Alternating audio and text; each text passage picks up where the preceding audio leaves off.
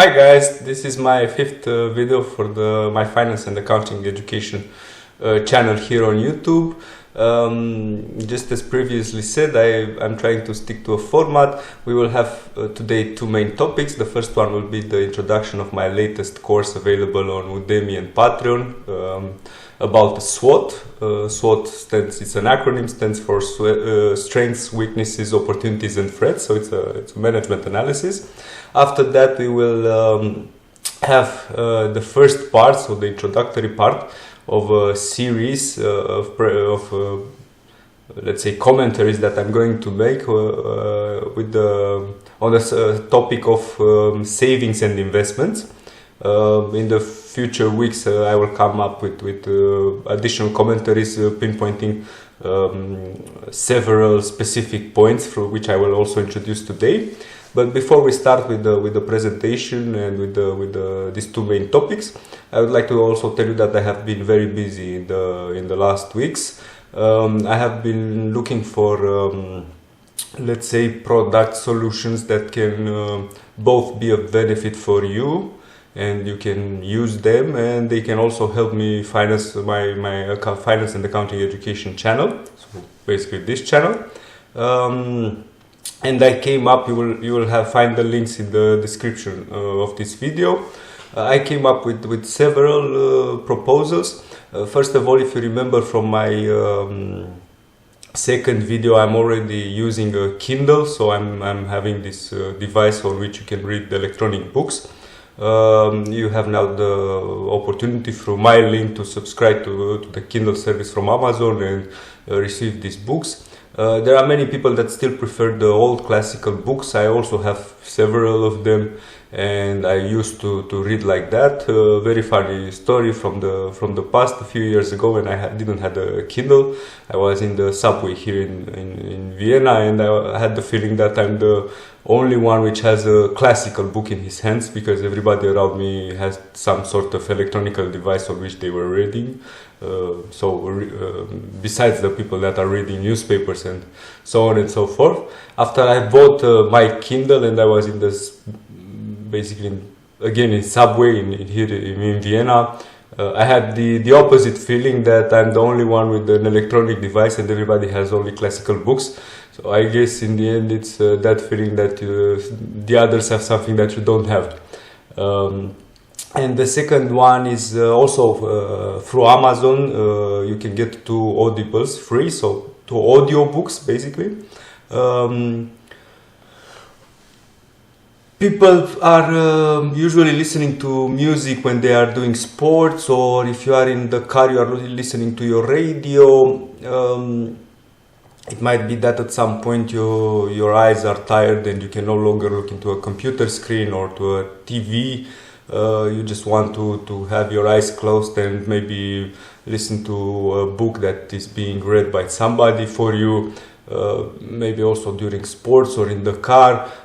Back in the days when I was commuting for 1.5 hours in the morning and the same in the evenings in Romania, I was also thinking of using these audiobooks. So they cannot hurt. Maybe you should try them and see if they fit somehow your activity and you can use them at some point in parallel, so that they also don't disturb you and you can hear them and focus on them. And yeah, maybe this is also a solution for you. It never hurts to try new things. And the third thing with which I came up, which is of course more beneficial to me, let's say, but it's also focused on improving the quality of these videos. I came up with an Amazon wish list. If you want to support me, on this wish list are items like a better webcam, a green screen which I can place in my back and maybe get rid of the mirrors from my apartment, and other such items, even a laptop if I'm resuming my traveling, in order to keep you updated with presentations no matter where I am. Some light system that I can use in my apartment also if there is no light outside and the quality of the video is not as good as it should be, and also some video editing software and all sorts of items that can help me with improving the quality of the videos for YouTube, and not only. Now that we are done with the introduction, let's jump to the summary of the SWOT course that is already just as said published on Patreon and Udemy. Remember, on Udemy you have access with a paper course. On Patreon, however, there is a subscription, a monthly subscription, which can grant you access to all the courses that I have released so far, and should you keep the subscription, of course, to the ones that I will release in the future.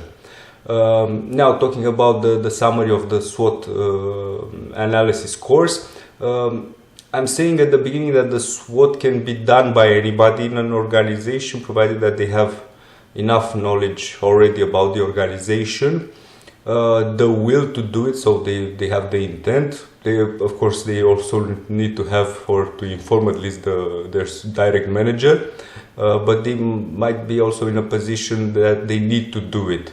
Because it's required by somebody highly positioned in the organization, let's say a board member or even the CEO, and so on and so forth. I'm stating here the first point why I think somebody in FP&A is better positioned than most of the employees in the organization, no matter the department and the level, and why they can do it better than the others. But that doesn't mean that if you work in a different department you shouldn't do it if you want to do it, or you should somehow feel removed from the panel of people that can do such an analysis.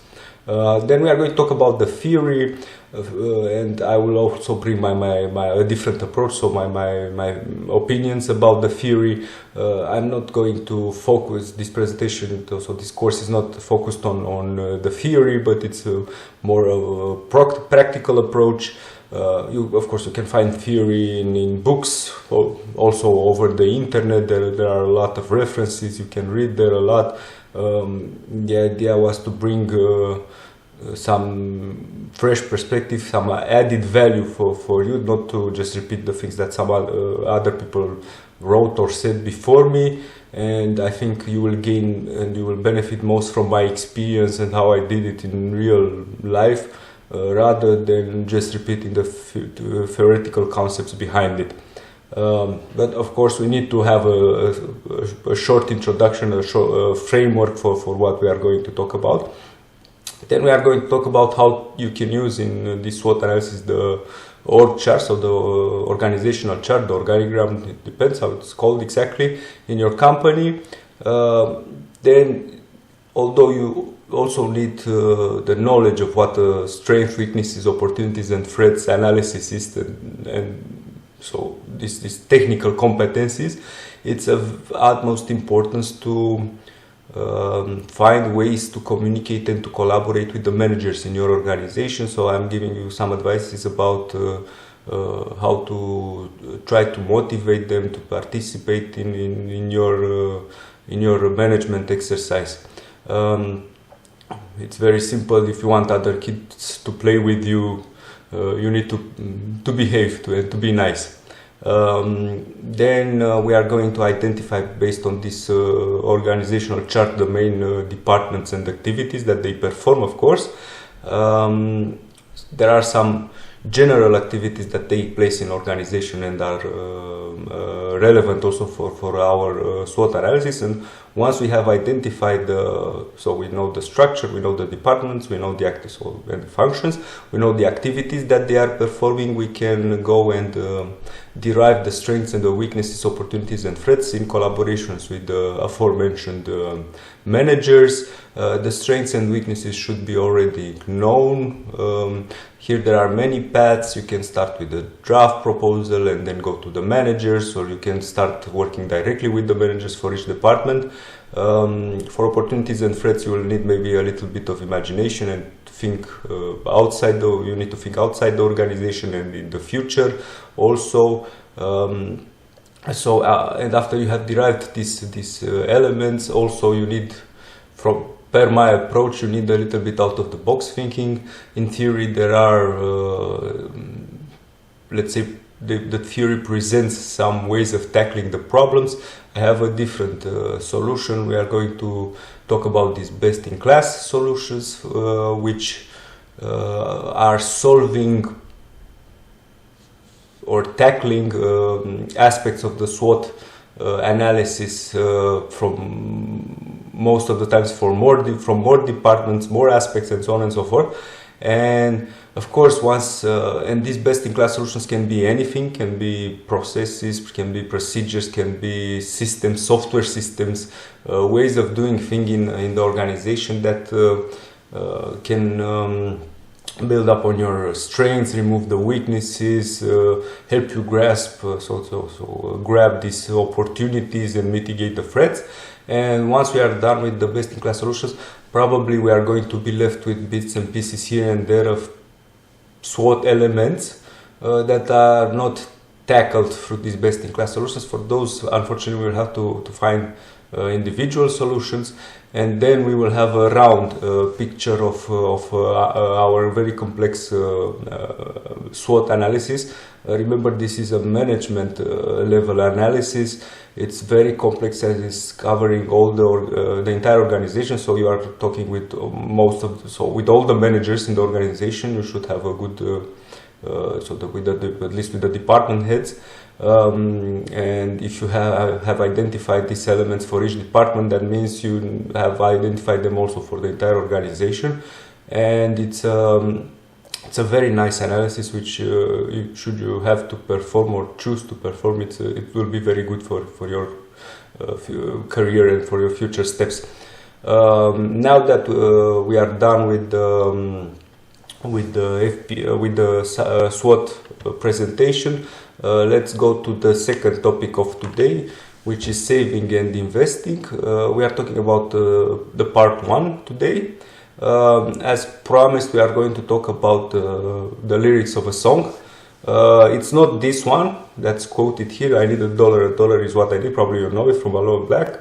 But it's a different song about which we are going to talk. The song is called The Man. It's from a band called The Killers. You might know the band already. They have a lot of songs that probably they are somewhere in your mind. You've heard them more often than not on radio, maybe, and things like that. This song was released in 2017. If you hear it for the first time or maybe several times and you feel like you are very motivated and very pumped up and you feel like you can do and achieve anything you want in that day or maybe in the next days, you can listen to it again and so on and so forth. My advice for you is not to try to find out what the lead vocal, so the artist behind it, has to say about it. So why did he came up with this song and what's the message behind it? And definitely try to avoid reading the comments or that the people have for this song on YouTube. However, if you feel like this song is very bad and it has a very bad message and you don't like it, then you can read those. It's your choice. Now going directly to the lyrics. So the first one, it says, I got gas in the tank. So it says, I got gas in the tank, I got money in the bank. So I got gas in the tank, as I have said, the song is from 2017. Back then it was also very, very bad to have gas in the tank. Today is even worse. We are using electrical cars because we are very much aware of the environmental problems that using fossil fuel is causing, and CO2 emissions and so on and so forth. So having gas in the tank is not a very good idea. It's quite, how should I say, not very modern. You should have electricity in your battery. But that's, let's say, not of so much interest for us. The second part is very interesting for us. He says, I got money in the bank. Now my question is, when I hear this all the time, I'm asking myself, who the hell still has money in the bank? Why would you keep your money still in the bank? Be it a current account or a deposit. Since years, and especially in the biggest economies, in the United States, in Europe and so on, the interest rates have been very reduced to even negatives right now. And the question is, why would you keep your money in the bank? I mean, everybody is trying to have some savings if they can, if they have some income left after their monthly consumption. But this doesn't look like a very good choice or options of what to do with your money. Personally, I have a love-hate relation with savings and investing. A very funny story is also that I've discovered a few months ago. One of my acquaintances went into a public office. He's a politician in Romania right now, and the politicians are asked to publish a wealth declaration or wealth statement. The purpose being to somehow try to track if they are receiving any unlawful payments, also bribes and things like this. And this particular individual, I'm not going to say his name, it's not the point, has also academic background, and he has worked so from education point of view and from professional point of view, he has worked also in finance and banks. And when I got to open his wealth statement, which is public also, I was thinking that I will find there some very sophisticated instruments for saving and investing, and maybe I need to go back to school. I was thinking in the direction options, call, put, derivatives, all sorts of very sophisticated financial instruments that I will find there. But much to my surprise, besides having some plots of land in his native village, where he was born, probably family inheritance or something in this direction, the man had only, so he's a guy, has only bank deposits. Okay, he has them in several currencies, but still, and I was like awed and shocked and amazed, and I was like, the degree of sophistication. I don't even want to know what people without academic background, without having experience in finance and banks, are doing with their money if such a person is only holding bank deposits, which are probably the worst idea how you can manage your wealth nowadays. Personally, because I say that I have this love and hate relation with saving and investing, my turning point was in 2016, when I also noticed that the interest rates are very, very low, and okay, sometimes they're even a little bit below inflation or quite like the inflation or even marginally higher, but still it didn't work. And I immediately switched to doing something else with my savings. Back then it was the Brexit, and of course you should use every crisis as an opportunity. After the Brexit, all the markets, and especially the European ones, were on red.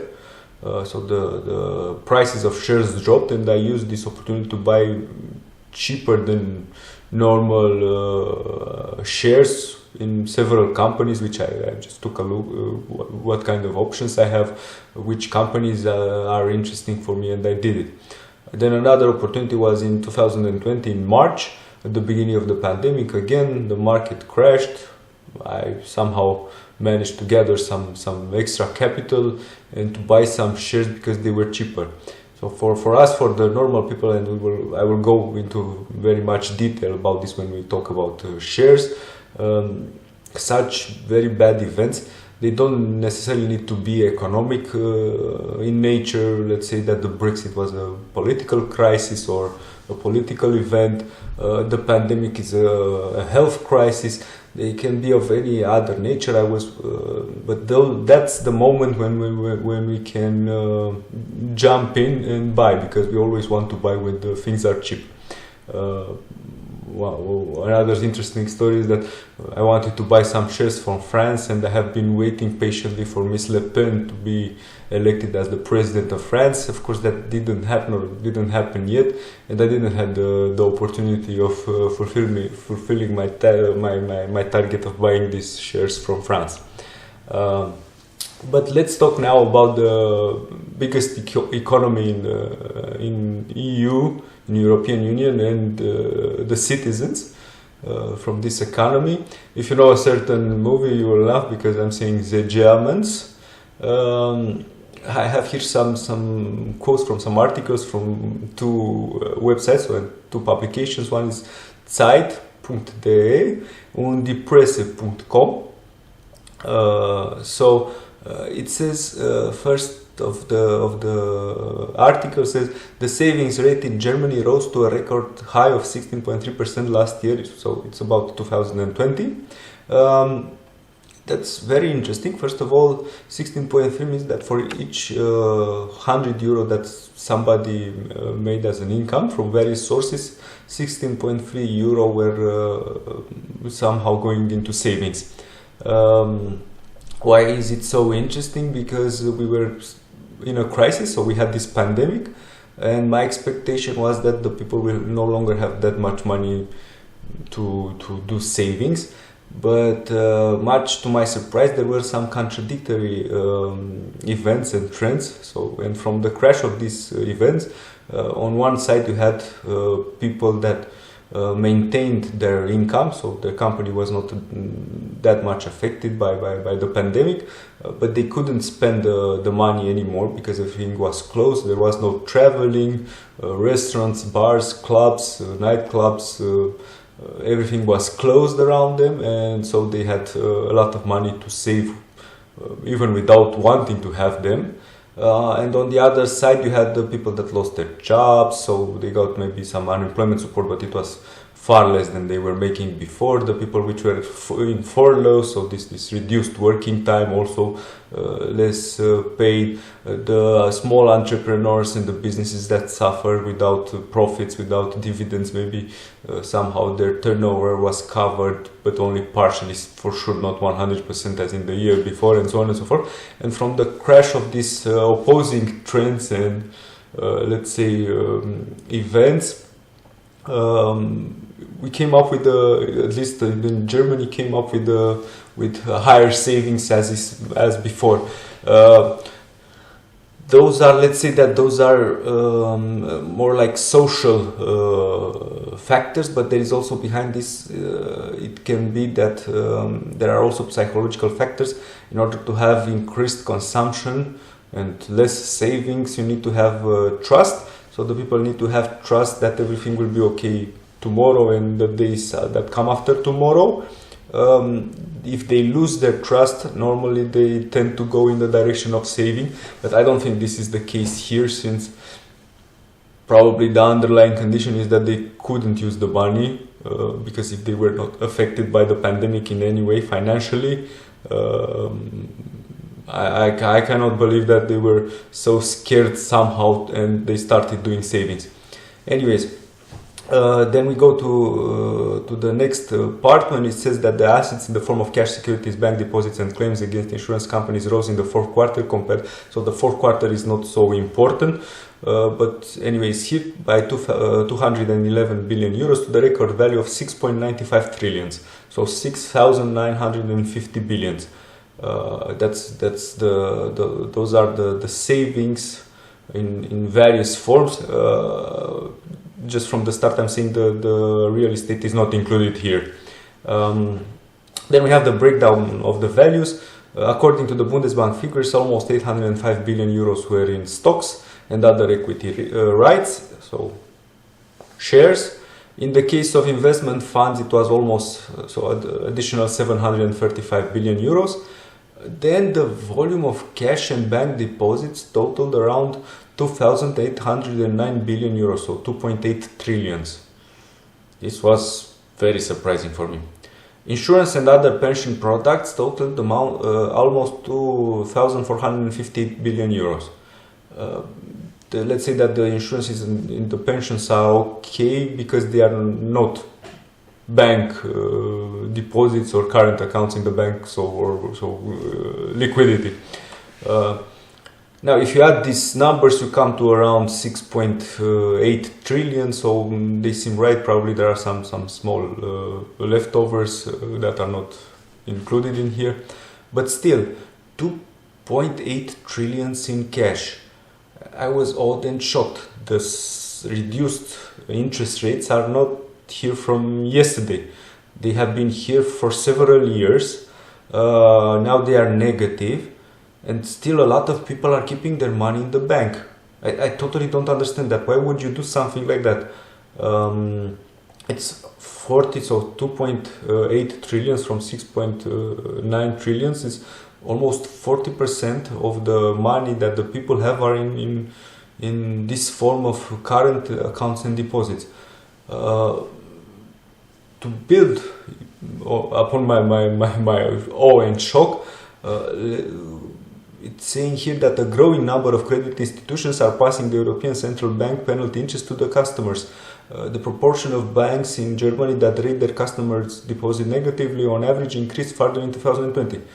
So for this 2.8 trillions, maybe not for all of them, but for most of this money right now, they receive a negative interest. It's not that high. I've read between minus 0.5% and minus 1%, but still, this also the German economy and in general all the economies around the world, they still have an inflation, so a very reduced inflation. So if you add the inflation to the negative interest rates, that means that you are losing from your money only to have what's left of it stored in that bank. I mean, I don't know. This should not be that easily accepted. Then we are talking about okay, this is called How to Get Poor.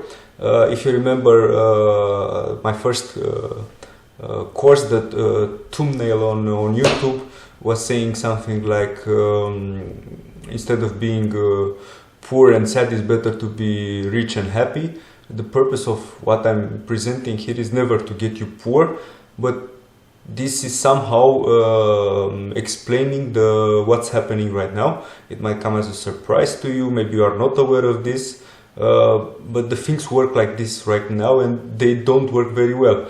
So I'm saying that for the average middle class citizen, first of all, for your accumulated wealth, you get lower negative interest rates, as we have already seen, that most of the times don't cover for inflation, so this is affecting your already accumulated wealth. And that's with the accumulated wealth.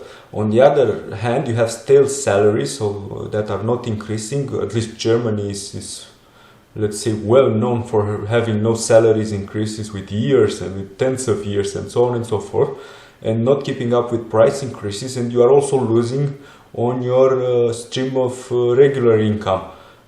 We talked about Germany, but if I'm talking about Austria here, in Austria since 2009, even last year we had 1.4% in the pandemic year, 1.4% inflation. But since 2009, the accumulated inflation was 22.7%. That means that if you didn't got a 22.7% salary increase, and you are making the same amount of, so the salary that you are getting is the same as in 2009, and this can happen to many people. You are able now to buy with 22.7% less goods and services as you were buying in 2009. This is totally unacceptable. And then a third trend that I have identified. So let's say the first one is affecting your wealth. The second one is affecting the people that have a stable job and they don't get any headaches. Their company or their workplace is not being erased, so the company is not going bankrupt. They don't get fired or things like this. But there is another group of people that are going through a forced downshifting. Downshifting means normally somebody who's making a lot of money but has a very poor quality of life because they get a lot of stress, they put in a lot of working hours, they are making a lot of money, but they have absolutely no time for their friends, for their families, for relaxing, for traveling, for doing anything with their lives. And at some point they decide that they can live also with a little bit less money, but to improve the quality of their life. So mostly we are talking, for example, like if there is a CEO who's making millions of euros or of dollars, and he's deciding that he wants only to work part-time in a consultancy job in order to spend more time with his family. So we are talking about these things. But this is not the case here. First of all, this is forced, so it's not wished by the people that have to live this. and second of all, it's affecting the people which are already on a lower pay scale, so the workers, and also even if they are white collars, so not blue collars, the ones that are not very highly positioned in the hierarchies of various companies. And why is it not working for them? Because they are just going to make less money, but it's not the work is not reduced for them, and anyway they cannot afford to improve the quality of their life, so they cannot travel, or because they don't have this spare income. This is happening mostly with and I've seen that there are many unemployed right now with this pandemic, and this is happening. Like, you go to everybody, you go to an interview and you are offered a salary which is below what you were making before, or there are jobs available for you which are only so lower than let's say positioned and relative to your education, to your previous experience, and because some of them need to eat, they accept such positions, and it's not very good. So instead of progressing and trying to use your knowledge and your experience to make more money, which is only natural, these people get thrown in different industries, in positions that are below their level, once again from education, from knowledge, from experience. And that's also a trend which is affecting the population, and is the cause of how the people are getting poor. So be very careful. Now, I'm not going to talk about how you should maintain your salary in real terms, so cover the inflation, or how you should improve your salary, or how you should find a better paying job and things like this, but I can talk about your already existing wealth. I hope you have some savings, and I'm listing here alternatives to current bank accounts and deposits, which are, let's say that the deposits are bad, the current accounts are even worse, but both of them are terrible choices these days of managing your existing wealth. So we are going to talk about, and in the next presentation, we are going to talk about investment funds. We are going to talk about pension funds. This third pillar, I am going to explain what is the first, the second, and the third pillar, if you don't already know. Then we are going to talk about insurance funds, so classic insurances or unit linked. We are going to talk about shares, so holding stock, market shares. We are going to talk about bonds. We are going to talk about real estate. This will be very interesting. I have a lot of things to say about the real estate also. Then we are going to talk about alternatives like currencies, resources, and so on and so forth.